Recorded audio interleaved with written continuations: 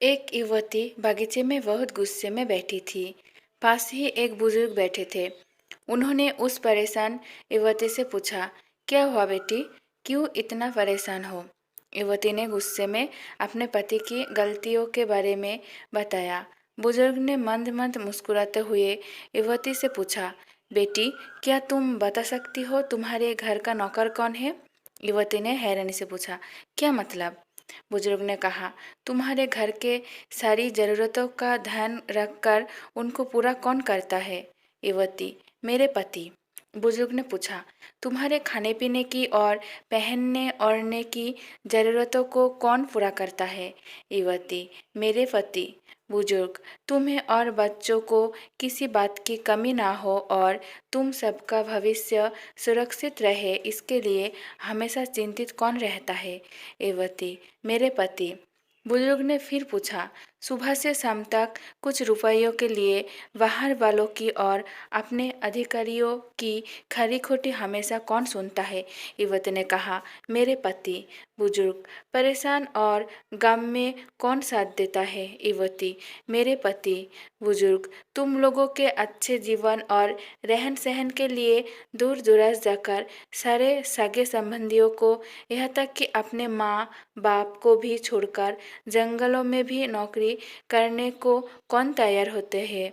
युवती ने कहा, मेरे पति। बुजुर्ग, घर के गैस बिजली पानी मकान मरम्मत एवं रख रखाव सुख सुविधाओं दवाइयाँ किराना मनोरंजन भविष्य के लिए बचत बैंक बीमा अस्पताल स्कूल कॉलेज पास पड़ोस ऑफिस और ऐसे ही ना जाने कितनी सारी जिम्मेदारियों को एक साथ लेकर कौन चलता है?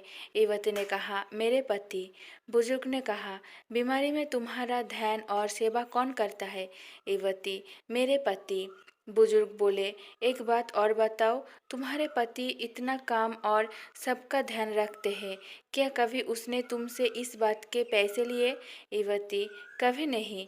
इस बात पर बुजुर्ग बोले कि पति की एक कमी तुम्हें नजर आ गई, मगर उसकी इतनी सारी खूबियाँ तुम्हें कभी नजर नहीं आई। जब तुम दुखी हो तो वो तुम्हें कभी अकेला नहीं छोड़ेगा। वो अपने दुख अपने ही मन में रखता है, लेकिन तुम्हें नहीं बताता ताकि तुम दुखी ना हो। हर वक्त हर दिन तुम्हें कुछ अच्छी बातें सिखाने की कोशिश करता रहता है ताकि वो कुछ समय शांति के साथ घर पर व्यतीत कर सके और दिन भर की परेशानियों को भुला सके।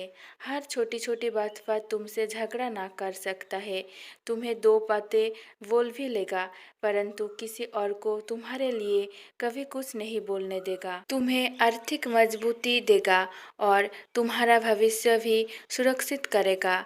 कुछ भी अच्छा ना हो फिर भी तुम्हें यही कहेगा, चिंता मत करो, सब ठीक हो जाएगा।